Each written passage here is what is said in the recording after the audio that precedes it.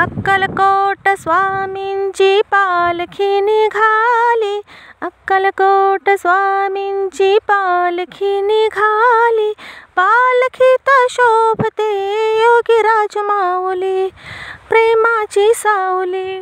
दत्ता दिगंबराया हो स्वामी मला भेट द्या हो, दत्ता दिगंबराया हो स्वामी मला भेट द्या हो।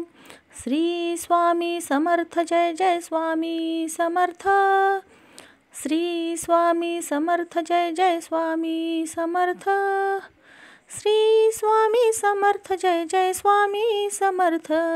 नमस्कार मंडळी, आम्ही दोघी जावा या चॅनलमध्ये तुमचं सर्वांचं खूप खूप मनापासून स्वागत आहे। तर आजचा आमचा हा ब्लॉग जरा स्पेशल आहे। आज साक्षात स्वामी आमच्या हॉलवरती येणार आहेत। तर आमच्या भागातील लोक आहेत ते दिंडी जाणार आहे ती त्यांची अक्कलकोटला। त्या दिंडीतून एक 70-80 लोक आहेत ती आमच्या हॉलवरती ते येणार आहेत। पहिलाच विसावा आहे त्यांचा आमच्या हॉलवरती, म्हणजे त्यांचा हा दुसरा दिवस आहे। आदल्या दिवशी ती सगळी एका जाग्याला गोळा झालेला असतात आणि त्या दिवशी एका ठिकाणी आपण एकत्र होऊन ती एका ठिकाणी त्याच म्हणजे आमच्या हॉलवरती आलेत ना त्याच दिवशी ती जमा होऊन दिंडीसाठी निघाले होते सकाळी लवकर, आणि दुपारी आमच्या हॉलवरती येणार होते। त्यामुळे आम्ही सगळी तयारी करून घेतली होती। सकाळी 6 वाजल्यापासूनच हॉलवरती जेवण बनवायला चालू होतं, पण आम्ही घरातून बाकीचं जे वडी आहे किंवा कढी, त्यासाठी लागणारं वरण किंवा भाजी, पालेभाजी एखादी असते ती सगळं निवदाचं किरकोळ जे आहे ते आम्ही घरातून सकाळी लवकर करून आणलं आणि सवळकरी सांगितलं होतं त्यांनी इथे बाकीचं जेवण केलं सगळं।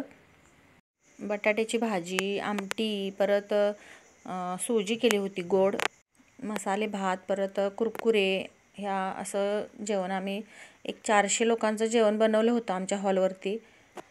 मी म्हणत होते एवढ्या लोकांचं जेवण नाही लागणार, एवढी लोक नाहीत जमा होणार, पण इतकी लोक इथे जमा झाली होतीत, भरपूर लोक जमा झालीत। म्हणजे आम्ही 300 लोक धरली होतीत, पण 400 ते 500 लोक इथे येऊन गेलीत, आपल्या स्वामींच्या पादुकांचं दर्शन घेऊन गेलीत। सकाळी आम्हाला वाटलं होतं 1 वाजेपर्यंत पालखी येईल, पण पालखी यायला खूपच वेळ झाला। दुपारी 3:45च्या दरम्यान काहीतरी पालखी आली आणि आम्ही इथे जे लोकांना, स्त्रियांना किंवा सगळ्यांना सांगितलं होतं त्यांना टायमिंग दिलं होतं 1चं, आणि त्या महिला सगळ्या आल्या होत्या सकाळीच 12च्या दरम्यान, 1च्या दरम्यान कुणी आलं, कुणी 2ला आलं। पण पालखी आल्याशिवाय आम्ही त्यांना जेवण वाढू शकत नव्हतो, त्यामुळे पालखीचं पूजन किंवा पादुकांचं पूजन झाल्याशिवाय आम्ही कोणालाही जेवाय वाढलं नाही। दिंडीची जी गाडी असते ना, टेम्पो किंवा ट्रक वगैरे, त्या गाड्या अगोदरच आल्या होत्या आणि त्या गाडीमध्ये जी बसून लोक येणार होती ती पण आली होती। सगळं पालखी आली, हा रथसुद्धा आहे पहा, रथ आला। त्यानंतर आम्ही सगळं विधीने सगळ्या त्यांना आत घेतलं, मूर्ती किंवा त्यांच्या पादुका आहेत त्या आतमध्ये घेतल्या, त्यांचं पूजन वगैरे केलं। त्यानंतर बाहेर पायपूजन केले, त्यांचं आरती वगैरे करून आम्ही आत घेतलं। आणि त्या पाठीमागे ज्या स्त्रिया आहेत ना त्याच्यामध्ये एक महिला अशी पण आहे जी मिलिटरीमध्ये आहे सर्व्हिसला, त्यासुद्धा या दिंडीतून चालत जातात। त्यांनी आम्हाला ओळख करून घेतली आम्ही त्यांची। पण एवढी लोक होती, आम्ही सगळ्या लोकांच्या पायावरती पाणी घालायचं अगोदरच ठरलं होतं, पण त्या महिलांनी सांगितलं आम्हाला की त्यांच्या पायात चपला नव्हत्या पहा कुणाच्याही, असे चालत आले होते आणि एकाही स्त्रीने किंवा एकाही पुरुषाने त्यामध्ये चपला घातल्या नव्हत्या। आणि त्यांना पायावरती पाणी घ्या म्हटलं तर ते म्हटलेत की पायावरती पाणी घेतल्यानंतर गरम पायावरती पाणी ओतल्यानंतर त्याला तळव्याला त्या फोड येतात, त्यामुळे पाणी वगैरे काय घालू नका तुम्ही असे म्हटले ते। त्यामुळे त्यांच्या पायावरती कुणाच्याही पाणी घातलं नाही। त्यानंतर इथे स्टेजवर ते पादुका आणि स्वामींची मूर्ती आणून वगैरे केलं।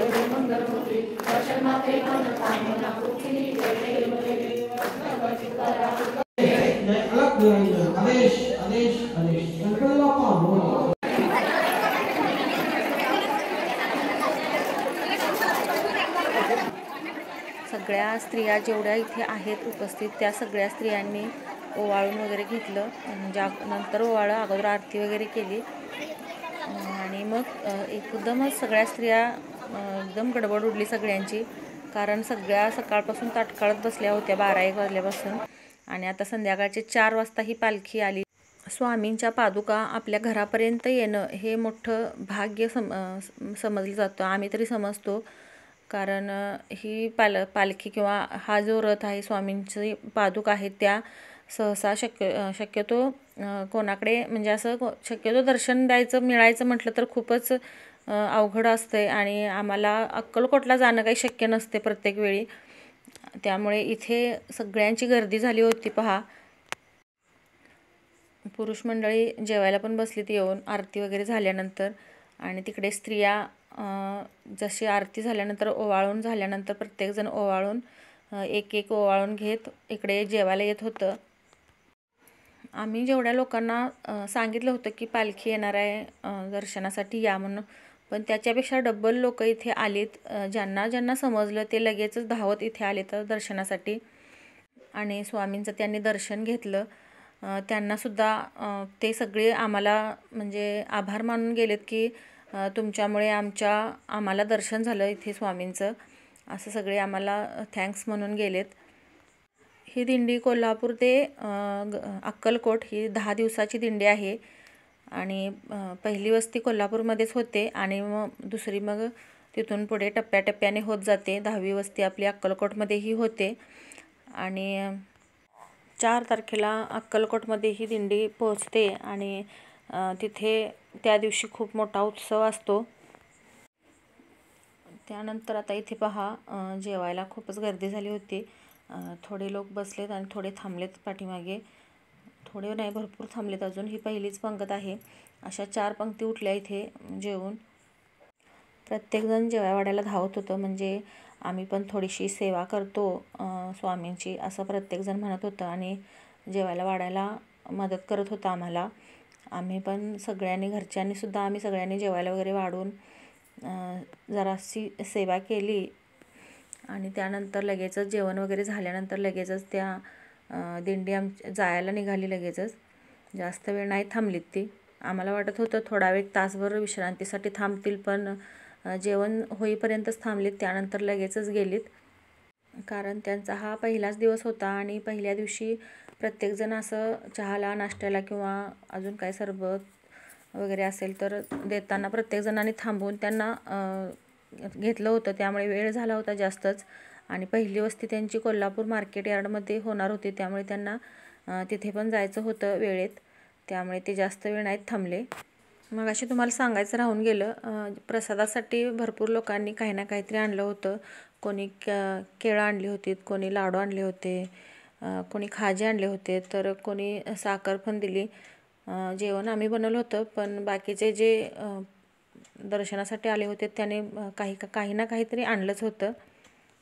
त्याचं पण वाटप त्यांनी स्वतःच केलं, म्हणजे सगळ्या लोकांना वाटलं. आणि आता 5 वाजायला आले होते आणि दिंडी जायला निघाली. आणि हे गोठेकर महाराज आहेत, यांचा आम्ही श्रीफळ आणि शाल देऊन आभार मानलेत की तुम्ही इथंपर्यंत आलात आणि आम्हाला स्वामींचं दर्शन दिलं, त्याबद्दल त्यांचे आभार मानलेत. त्यांना सगळ्यांनी नमस्कार केला. आणि महत्त्वाचं म्हणजे यांनी आमच्या वर्षाला पाहिल्यानंतर लगेचच त्यांनी रागीट आहे, चिडचिडी मुलगी आहे ही म्हणून असं पण सांगितलं त्यांनी. तर असो, व्हिडिओ तुम्हाला कसा वाटला कमेंटमध्ये सांगा आणि व्हिडिओला एक लाईक नक्की करा. चॅनलवरती जर नवीन असाल तर चॅनलला सबस्क्राईब करायला विसरू नका. परत भेटूया अशाच एका नवीन व्हिडिओसोबत. तोपर्यंत धन्यवाद. श्री स्वामी समर्थ.